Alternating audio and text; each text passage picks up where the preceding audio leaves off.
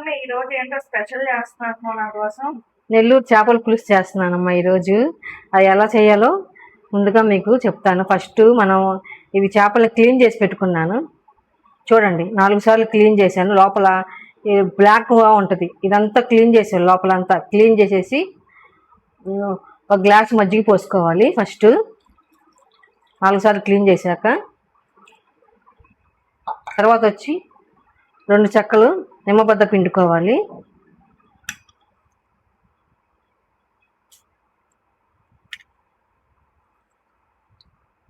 ఇవన్నీ ముక్కలన్నిటికి పట్టాలండి. ఇవి మజ్జిగ, నిమ్మకాయ బద్దలు, నిమ్మకాయ పులుసు.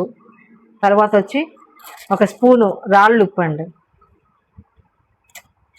వేసి బాగా పైకి కింద కలిపెట్టాలి చేపలని.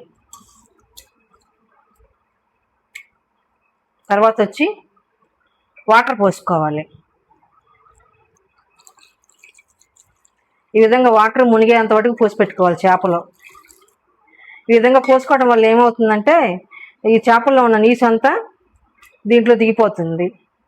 మనం ఈ విధంగా కానీ చేపలు క్లీన్ చేసుకోకుండా పెట్టుకోము, చేపల కూర చేసుకుంటే చేపల కూర నీసు వాసన వస్తూ ఉంటుందండి.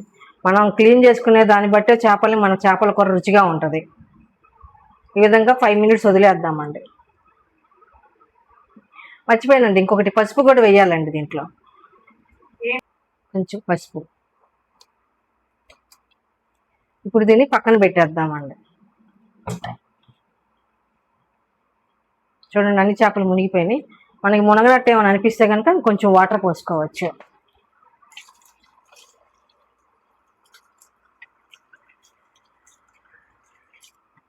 ఇవి 1.5 కేజీ చేపలండి. రాగండి చేప అండి ఇది. చేపల కూరకు కావాల్సిన మెయిన్ పదార్థాలండి: ఉల్లిపాయ తాలింపుకి, పచ్చిమిర్చి, కరివేపాకు, కొత్తిమీర, ఈ మామిడి ముక్కలండి. మాకు మెయిన్ నెల్లూరు చేపల పులుసులో మామిడి ముక్కలు ఏందే కూర మాత్రం చెయ్యమాట. ఈ మామిడికాయ ముక్కలు చివరిలో వేస్తాం. ఇవన్నీ కోసి పెట్టుకుని తర్వాత వచ్చి 4 టమాటాలు, 2 ఉల్లిపాయలు, 2 పెద్ద ఉల్లిపాయలు మిక్సీ చేసి పెట్టుకున్నాను అనమాట, పేస్ట్ లాగా. మనకి 1.5 కేజీ చేపలు కదండి, దీనికి 100 గ్రాముల చింతపండు పులుసు తీసి పక్కన పెట్టుకున్నాను. ఇప్పుడు వచ్చి ఈ పులుసులో మనము 2 స్పూన్లు ఉప్పు, అంటే తగినంత మాట మనకి.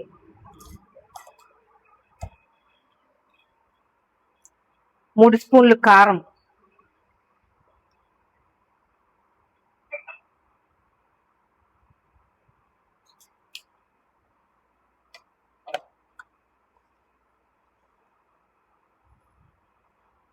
1/2 స్పూన్ పసుపు.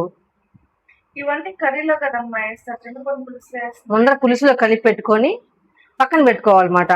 తర్వాత మనం తాలింపు పెట్టాక టమాటా గుజ్జు ఉంది కదా, మనం రెడీ చేసి పెట్టుకున్న ఉల్లిపాయ టమాటా గుజ్జు, అది తాలింపులో వేయించి అది ఉడికాక ఈ పులుసు పోసేసేయాలి దాంట్లో. Okay okay. దాన్ని అలాగే ఉంచుతావు, కలిపెట్టవా? కలిపెడతా. అంటే చెప్తున్నాను, వేసాను కదా ఈ విధంగానని. ఇప్పుడు దీన్ని ఇలా మిక్స్ చేసి పెట్టుకోవాలి ఫస్ట్, గడ్డలు లేకుండా. ఫస్ట్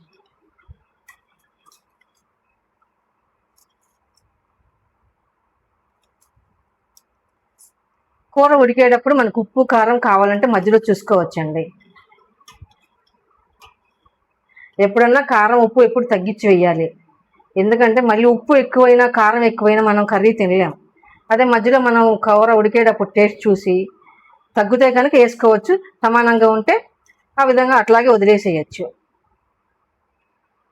నాకు తెలిసి ఇది సరిపోతుంది అనుకుంటున్నాను, కానీ మధ్యలో ఒకసారి చూద్దాము.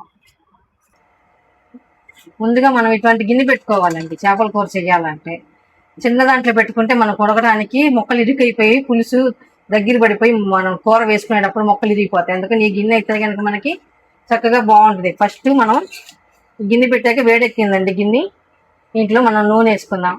ఈ గంటితో ఒక 4 గంటలు నూనె వేసుకుందాం, ఎందుకంటే నాన్ వెజ్ కూరకి ఎప్పుడు నూనె ఎక్కువగా ఉండాలి. ఇదిగో అది కాగాక ఆవాలు, జీలకర్ర, మెంతులు వేసుకుందాము.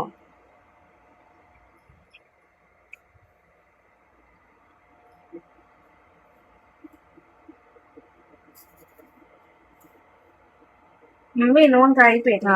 వేస్తున్నా.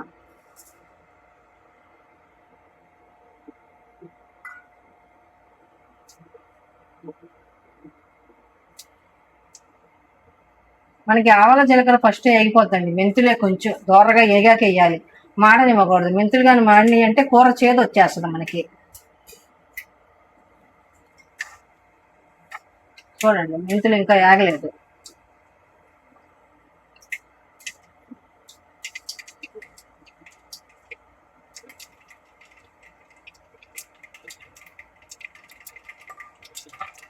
చిటపటానికి మెంతులు వేగిన వాసన వస్తుంది. ఇప్పుడు ఉల్లిపాయలు వేసుకున్నాం.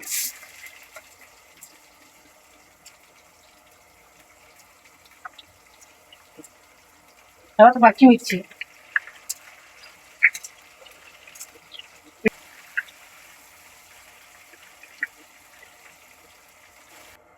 వేగిపోయినాయి కదండి ఇవి. ఇప్పుడు కరివేపాకు వేసుకోవాలి. ఈ చిటపట అనేదాకా వేయించుకోవాలి కొంచెం. తర్వాత మనం ముందుగా రెడీ చేసి పెట్టుకున్నాం కదండి ఉల్లిపాయ టమాటా పేస్ట్, అది ఇప్పుడు వేసేసుకున్నాం.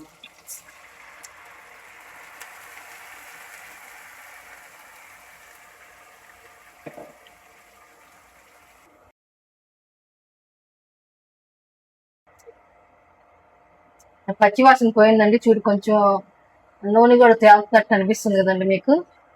ఇప్పుడు మనం ముందుగా రెడీ చేసి పెట్టుకున్న పులుసుని ఇంట్లో పోసేయాలి. చింతపండు పులుసు. చింతపండు పులుసుని బాగా కలిపెట్టుకొని 5 minutes అలా ఉంచాలి. అది ఉంటుందండి, పైకి కింద ఉడుకుతుంటుంది. ఉడికేటప్పుడు చేప ముక్కలు దాంట్లో వేసుకోవాలి అన్నమాట. మనం ముందుగా క్లీన్ చేసి పెట్టుకున్న చేప ముక్కలు ఉంటుంది. పులుసు ఉడుకుతుంది కదండి. ఇప్పుడు మనం ముందుగా క్లీన్ చేసి పెట్టుకున్న చేపల్ని చిన్నగా ఇలా సైడ్స్ గా వదులుకోవాలి.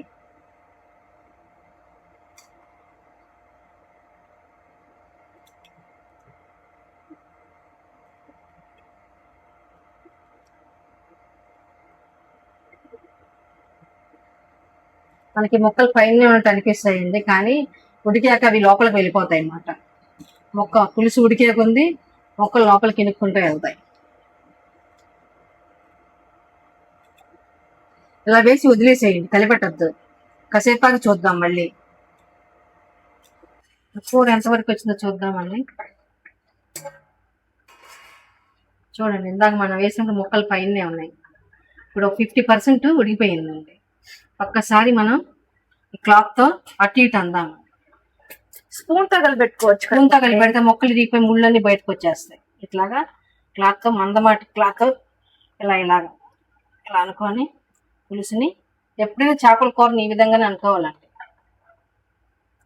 50% ఉడికిందండి. ఇంకో 30% ఉడికాక మనం మామిడికాయ ముక్కలు వేద్దాము. బా మమ్మీ, నాకు నోరు ఊడిపోతుంది మమ్మీ ఇప్పుడే. ఒక అరగంట ఆగమ్మా, మూత పెడదామండి. కూర ఎంతవరకు వచ్చిందో చూద్దామండి. ఆహా, ఎంత మంచి వాసన వస్తుందో మమ్మీ. ఒక 70% ఉడికిపోయిందండి. ఇప్పుడు మనం ముందుగా రెడీ చేసి పెట్టుకున్నాం మామిడి ముక్కలండి. మామిడి ముక్కలు వేసుకోవాలా? ముందర వేసామంటే మామిడి ముక్కలు కరిగిపోతాయి అన్నమాట పులుసులో. ఇలాగా దించే ఒక 5 నిమిషాల ముందర వేసుకుంటే మామిడి ముక్కలు బాగా మగ్గుతాయి దీంట్లో. అంటే అట్లాగా గుజ్జు బయటికి రాదు, ఎక్కువ ఉడకదు మాట. హాఫ్ బాయిల్ అయినట్టు మామిడికి ముక్క ఉడుకుతుంది. ఆ విధంగా ఉంటే బాగుంటుంది మామిడి ముక్క తినేటప్పుడు పంట కింద. ఒక 5 minutes ఆగి కొత్తిమీర వేసుకొని చివరిలో దించేటప్పుడు అండి కొంచెం మెంతులు పొడి వేసుకుందాము. మూత తీసి చూద్దామండి, అయిపోయి ఉంటుంది అది. మనం వేసిన మామిడి ముక్కలు చూడండి కరిగిపోకుండా అట్లాగే ఉన్నాయి ఇందాక వేసినవి. అదే మనం ముందుగానే వేసుకొని ఉంటే అవి కూర అంతా కరిగిపోయి పులుపు ఎక్కువ అయిపోయేది అన్నమాట. ఇప్పుడు ఒకసారి పక్కకు అందాము క్లాత్ తో. అనేటప్పుడు జాగ్రత్తగా అనండి సుమా, ఎందుకంటే మళ్ళీ పైన పడుతుంది. కొంతమందికి ఇలా తిప్పడం రాదు క్లాత్ తో. నేను అందుకే ఒక టర్కీ లాంటిది చిన్నది పెట్టేసుకున్నాను క్లాత్. ఇదిగోండి, ఈ విధంగా అనాలండి. ఇలా అంటే మొక్క చక్కగా పక్కకి ఇట్లాగా కదులుతున్నట్టు అవుతుంది. అదే మనం గింటి పెడితే కనుక ఇరిగిపోతుంది. చూడండి, కూర చిక్కబడిపోయింది. మనకి ఉడికే విధానంలో తెలుస్తుంది చూడండి. కూర చిక్కపడింది, ఆయిల్ అంతా పైన అంతా స్ప్రెడ్ అయిపోయింది అనమాట. ఆయిల్ అంతా పైన వచ్చేసింది, కూర అంతా తేలిపోయింది. ఇప్పుడు మనం కొత్తిమీర వేసేసుకుందాము.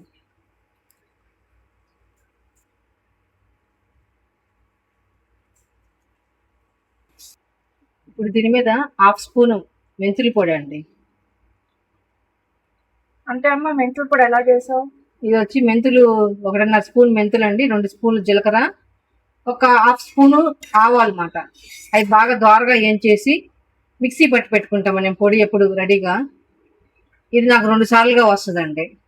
అంటే మనం వేసుకునే దాన్ని బట్టి నేను ఒక్కొక్కసారి మునక్కాయ వంకాయ పులుసుల్లో కూడా వేస్తుంటాను ఈ పొడిని, బాగుంటుంది టేస్ట్గా. మమ్మీ ఇంకా కలిపెట్టవా? కలిపెట్టకూడదు, అదే లోపలికి ఇంకిపోయి వెళ్ళిపోతుంది. క్లాత్ మాత్రం కొంచెం అట్లా పక్కకు అనాలన్నమాట. అసలు గెంట అనేది పెట్టకూడదు కర్రీ మనం కూర దించేదాకా. మనం కర్రీ వడ్డించుకునేటప్పుడు కూడా చక్కగా చిన్న స్పూన్ చిన్న గెంటుతో వేసుకోవాలి.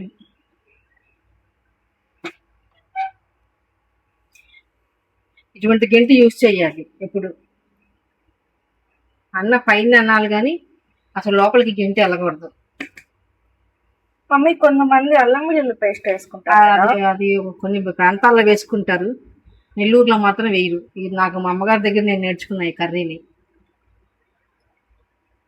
ఫస్ట్ నాకు కుదిరేది కాదు, తర్వాత బాగా అలవాటు అయిపోయి చేయగలుగుతున్నాను. ఇంకా ఇప్పుడు నేను మా మమ్మీ దగ్గర నేర్చుకుంటున్నాను అన్నమాట. నువ్వు ఎప్పుడైనా పొయ్యి దగ్గరికి వస్తే కదా నువ్వు నేర్చుకోవడానికి, ఇప్పుడు వచ్చి నేర్చుకుంటున్నావు. ఒక 5 మినిట్స్ నుంచి పొడేసాం కదండి, స్టవ్ ఆపేసుకున్నాము. ఎప్పుడండి కర్రీ ఉడికేటప్పుడు హై ఫ్లేమ్లో పెట్టకూడదు గ్యాస్ని, ఎప్పుడు మీడియం ఫ్లేమ్లో పెట్టి కర్రీని ఉడకబెట్టాలి. ఎందుకంటే హై ఫ్లేమ్లో పెట్టామంటే అడుగంటి పోయి త్వరగా ఎగిరిపోయినట్టు అయిపోతుంది, మొక్క ఉడకదు. 5 మినిట్స్ అయిపోయిందండి, కర్రీ అయిపోయి ఉంటుందండి. గుమగుమాలే నెల్లూరు చేపల పులుసు రెడీ అయిపోయిందండి. చూడండి బాగా చిక్కబడిపోయింది కర్రీ అంతా, పైనంతా ఆయిల్ చూడండి ఎలా వచ్చేసిందో, తేలిపోయింది బాగా. నెక్స్ట్ వచ్చండి ఇంకొకటి ఏంటంటే, ఉప్పు కారం అన్నీ కరెక్ట్గా సరిపోయినాయండి నాకు. మీరు వండేటప్పుడు ఒకసారి మధ్యలో కలిపెట్టకుండా పైన పులుసు వస్తుంది కదండి, దాన్ని చిన్న స్పూన్తో కానీ తీసుకొని టేస్ట్ చూడండి. అంతవరకు కానీ కూర అంతా కలిపెట్టేసేసి చూసారనుకోండి, లోపల ముక్కలన్నీ చెదిరైపోయి అసలు మనం కూర తినడానికి పనికి రాకుండా పోతుందండి. నేను వేసిన కొలత నాకు మాత్రం సరిపోయినాయి. మీరు చేసేటప్పుడు ఒకసారి టేస్ట్ చూసి మీరు వేసుకోండి. ఇంతేనండి, నెల్లూరు చేపల పులుసు అయిపోయిందండి. మా చేపల పులుసు మీకు నచ్చినట్లయితే లైక్ చేసి, షేర్ చేసి, సబ్స్క్రైబ్ చేయండి. అంతేకాదండి, ఈ టిప్స్తోనే చేపల కూర చేసుకొని కామెంట్స్లో కామెంట్ చేయండి.